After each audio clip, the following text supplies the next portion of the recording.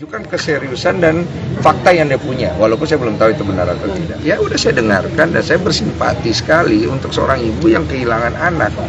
Saya nggak tahu masalah rumah tangga mereka seperti apa dan saya nggak tahu siapa yang benar siapa yang salah.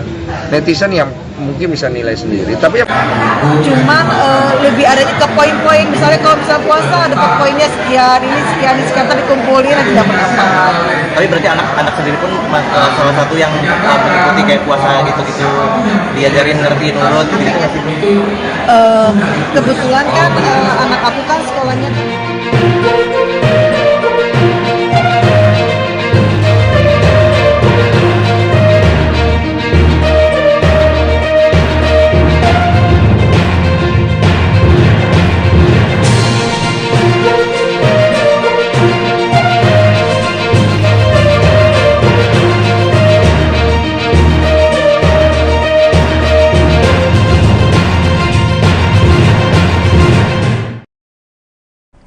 Halo Tribuners, jumpa lagi bersama dengan saya Kusnula Syaifah dalam tayangan Berita Selebritis di Tribun Lampung. Kami akan menyajikan berita yang sudah kami rangkum dalam tayangan Berita Selebritis berikut ini. Jarang terjadi, Reza Rahardian main film horor lagi. Reza Rahardian kembali berlakon di film layar lebar bergenre horor religi dengan judul Siksa Kubur. Reza Rahardian yang dikenal dengan kiprahnya di film drama tak disangka kembali memainkan film horor tahun ini. Padahal Reza mengatakan bahwa ia mengawali karirnya di film horor pada tahun 2007 dengan judul Film Horor. Dalam film garapan Joko Anwar ini, Reza memerankan tokoh Adil. Menurut Reza, karakter Adil begitu kuat di dalam film ini. Hal tersebutlah yang membuat Reza tak mungkin menolak tawaran dari film ini.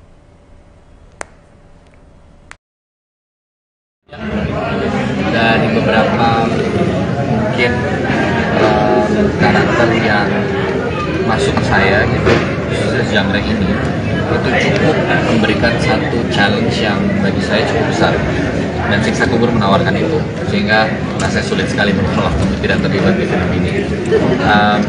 Ya itu pertama. Kedua, saya juga nggak merasa bahwa nggak pernah ingin lagi main film horor atau antipati terhadap genre tersebut gitu ya, tapi justru memang sangat ingin di waktu yang tepat, dan menurut saya alhamdulillah ya waktunya tepat lewat film ini gitu, kembali hadir di Lampar dalam genre horor, karena saya mengawali karir saya di film itu lewat film horor justru. Jadi senang sekali bisa kembali dengan satu sajian film horor yang bagus secara kualitas, cerita, pemain-pemain yang luar biasa gitu. Dan senang berada di sebuah proyek di mana energi, visi yang ingin disampaikan itu sejalan dan sefrekuensi. Well, tadi kenapa bilang nggak percaya diri kalau main film horor? Oh enggak, bukan nggak percaya diri. Saya ya artinya saya tidak cukup yakin ada atau cerita yang masuk ke saya itu saya bisa menawarkan sesuatu yang lain. Kayak secara karakter saya tidak terlalu merasa comfortable, confidence enough untuk bisa memainkan itu dengan lebih baik. Bermain drama sendiri. Ada riset nggak? Kan ini kan ceritanya lumayan kompleks. Korban ledakan bom, kematian. Ada riset khusus tentang seputar itu, terus maksudnya juga soal kematian orang, mungkin ada cerita-cerita yang Oke. kalau untuk riset banyakin baca aja sih, dan pastinya banyakin ngobrol juga sama coach, dan juga kan kita di sini memang langsung acting coachnya itu langsung di mentorin langsung sama sang sutradara sama Bang Joko sendiri. Jadi apa yang kita pertanyakan sebesar apa yang akan kita tampilkan ya itu kita udah diskusi bareng sama Bang Joko, jadi pun tetap masuk dalam koridornya, jadi nggak kalau yang terlalu stressful atau jadinya apa ya sekadarnya sebesar apa gitu, jadi ya kita ngobrol langsung aja sih. Dan kalau misalkan untuk karakternya Sita sendiri itu kan lebih ke karakter kesehariannya sekarang yang diceritakan kan bukan prosesnya aku gimana tumbuh dengan korban bunuh diri, korban ledakan itu ya, tapi bagaimana cara aku sekarang hidup dengan keadaan yang penuh dengan tanda tanya itu. Dan aku juga sekarang penuh pertanyaan, dan sekarang kan aku lebih fokusnya ke pekerjaan yang sedang aku jalani di cerita film ini, yaitu dia kan memang nurse ya. Jadi aku memang waktu itu barengan sama si Suster Lady sama si Rudy, kita mencari tahu gimana sih sebenarnya kehidupan. Ingin suasana Ramadan 2024 makin kental, Helsi Herlinda bakal melakukan hal-hal berikut ini. Pemain layar kaca Helsi Herlinda sudah mempersiapkan banyak hal menjelang bulan suci Ramadan 2024. Ia sudah mulai mengumpulkan lagu-lagu yang kental dengan nuansa Ramadan. Tujuannya agar Ramadan 2024 ini ia dan keluarganya lebih khusyuk lagi beribadah. Helsi juga sudah mulai mempersiapkan sajadah dan mukena baru untuk digunakan di bulan kemenangan ini. Helsi pun mendambakan keluarganya bisa taat beribadah selama Ramadan 2024.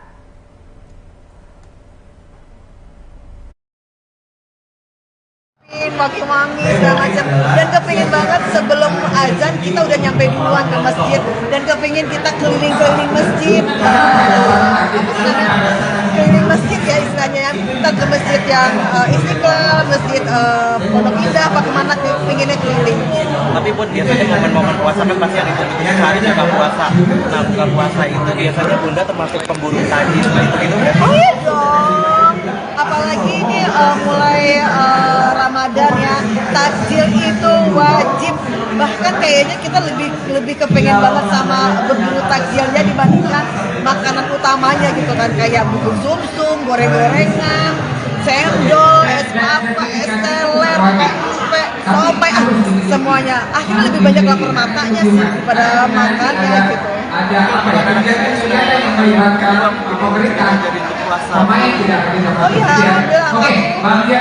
tanpa dituntut mereka udah punya kesadaran pengen puasa full dan ngerasa keren banget kalau bisa puasa full, terus ngerasa keren banget kalau sholatnya di masjid, terus ngerasa keren banget kalau bisa tadarusan gitu.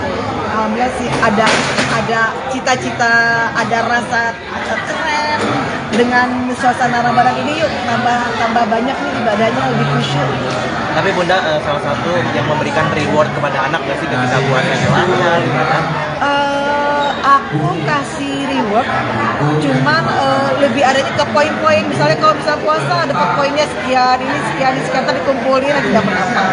Tapi berarti anak sendiri pun salah satu yang mengikuti kayak puasa gitu-gitu, diajarin ngerti nurut gitu nggak sih? Kebetulan kan anak aku kan sekolahnya kan di pendidikan Islam kan, jadi kan alhamdulillah tentang pendidikan Islamnya lumayan lebih paham lah, lebih ngerti, dan lingkungan teman-temannya juga seneng banget puasa. Jadinya tanpa diminta mereka ngelakuin sendiri sih gitu. Bun, puasa ini bakal padat aktivitas syuting apa memang fokus ke anak sih Bun? Kayaknya aku puasa ini lebih aktif ke keluarga, sama usaha kuliner aku juga. Terus apalagi ya, sama ke anak-anak, fokus ke usaha kuliner. Ya lebih ke arah itulah, fokus ke Ramadan ya. Kulinernya apa Bun? Kulinernya Ayam bakar si Judes. Nanti kapan-kapan mampir ya. Ayam bakar si Judes. Jadi itu aku yang ngolah sendiri loh. Nggak percaya kalau aku bisa ngolah. Jadi aku kebetulan suka banget sama ayam bakar kan. Kebetulan beberapa kali nyobain kurang cocok buat aku. Jadi aku bikin sendiri aja lah, dan alhamdulillah banyak yang merasa cocok. Jadi ya lanjut terus sampai sekarang. Beginilah cerita Ramadan dari Ayu Dewi yang menyiapkan makanan sahur dan berbuka puasa bersama dengan keluarga. Presenter Ayu Dewi tetap berbuka dan juga bekerja sambil mengurus rumah tangganya dan juga beribadah puasa di bulan Ramadan. Setiap Ramadan, Ayu Dewi rutin menyiapkan makanan di rumah, baik untuk sahur maupun berbuka. Tidak hanya menyiapkan makanan, Ayu Dewi juga selalu membangunkan suami dan anak-anaknya itu sahur. Ayu Dewi biasa masak bubur Gorontalo, biji salak hingga menu makanan manis untuk disantap.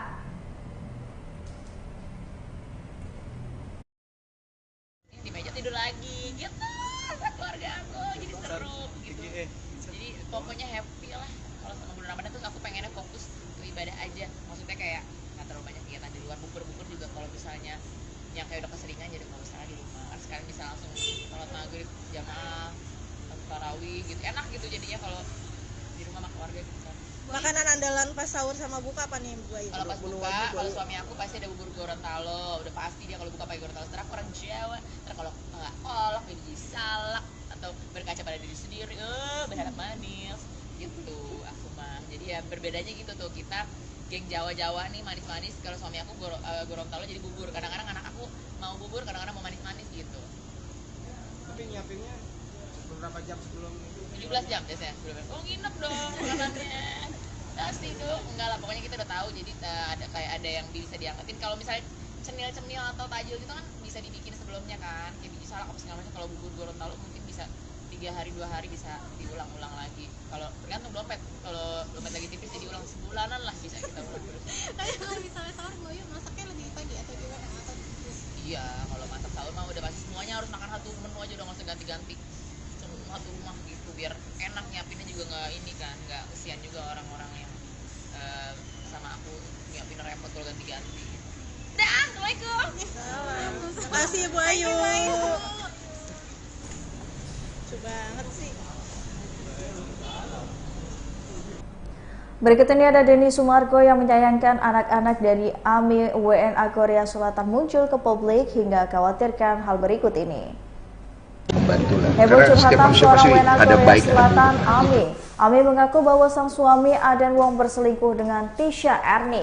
Tak sampai di situ saja, AMI juga mengaku dipisahkan dari keempat anaknya. Sosok anak AMI bersama Aden Wong muncul ke publik dan mengungkap tabiat buruk AMI. Denny Sumargo yang sempat menggelar podcast bersama dengan AMI pun memberikan pendapatnya terkait hal ini. Denny Sumargo meminta agar anak-anak tak dilibatkan dalam permasalahan orang tua. Denny Sumargo khawatir jika anak-anak AMI dan Aden Wong nantinya akan dibully.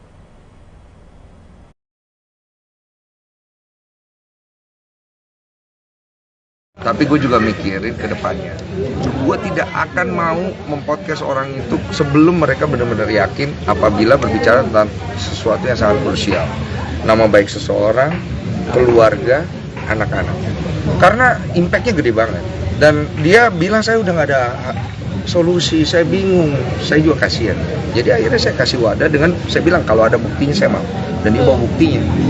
Dia tunjukkan bukti foto, dia tunjukkan bukti WhatsApp segala macam. Ya saya nggak tahu ini bukti kan bisa benar bisa tidak.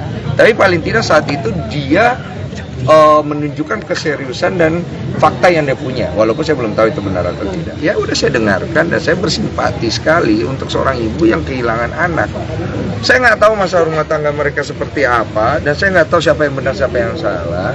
Netizen yang mungkin bisa nilai sendiri. Tapi yang paling pasti masalah mereka itu harus selesai di pengadilan keluarga di Singapura. Setahu saya family court, bukan di public court. Sekarang masalahnya dibawa ke public court. Jadinya saya menyayangkan sekali akhirnya anak yang tidak perlu hadir nongol ngapain gitu loh. This is parents, please stop it gitu. Anak di bawah umur, no, don't go there gitu loh. Whatsoever is that, don't go there. Karena anak kecil itu harus, kalau mau protect anak itu, don't bring it to your problem as parents. Itu tuh poin gue gitu. Itu sih. Tapi percaya nggak bang kalau dia abuse ke anaknya? Mungkin aja saya nggak tahu. Kalau memang benar, bring it to the court. Ya ngerti kan? Bawa ke pengadilannya, jangan bawa ke publik gitu loh. Kalau ke publik kayak gitu kan anak ini kan dia sekolah nanti anak-anaknya tambah bully dia, ngerti nggak sih maksud gue? Berarti menyayangkan ketika anaknya hadir di podcast iya, yang untuk klarifikasi. Iya, gue menyayangkan. Bisa disebut. Lu kalau mau adu domba gue silakan, gue menyayangkan. Karena menurut gue nggak ada masalah dengan semua orang yang menghadirkan anak itu. Orangnya ya, individu yang gue menyayangkan anak itu harus nongol untuk melakukan podcast, usianya masih kecil sekali, mau dia benar atau tidak bukan di situ tempatnya, bawa ke pengadilan, biar dia berbicara di sana karena di sana tempatnya. Oke, tapi cerita nggak sih Bu Ami, maksudnya kenapa teriak-teriak anak yang pertama ketika di RS itu? Histeris sekali kan anak yang pertama yang baju hijau. Oh, itu hanya mereka yang tahu. Dan bukan di media untuk masalah itu, karena urusan anak itu kan urusan hak asuh, itu biar di pengadilan. Rizky Bilar debut main sinetron bareng Lesti Kejora. Pasangan dari selebritis Lesti Kejora dan Rizky Bilar ini membintangi sinetron spesial Ramadan yang berjudul Aku Mencintaimu Karena Allah. Sinetron ini merupakan sinetron pertama yang dibintangi oleh Lesti Kejora bersama dengan suaminya Rizky Bilar, di mana keduanya akan berperan sebagai pasangan suami istri. Rizky Bilar mengaku merasa antusias karena akhirnya sinetron tersebut sudah mulai tayang di layar kaca. Ia tak sabar untuk melihat hasil dari kerja kerasnya bersama dengan sang istri selama 2 bulan menjalani syuting.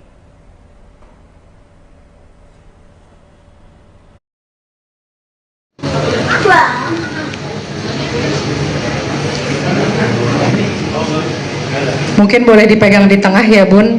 Jadi Kak Rizky sama Kak Lesti. Oke, boleh lihat ke depan. Boleh kita kasih tepuk tangannya teman-teman yang hadir di sini. Semoga hasilnya baik besok ya. Amin. Oke, aman Andini? Kiri. Oke, terima kasih. Boleh kembali ke tempatnya dulu Kak. Boleh tumpengnya di take out dulu teman-teman. Ya.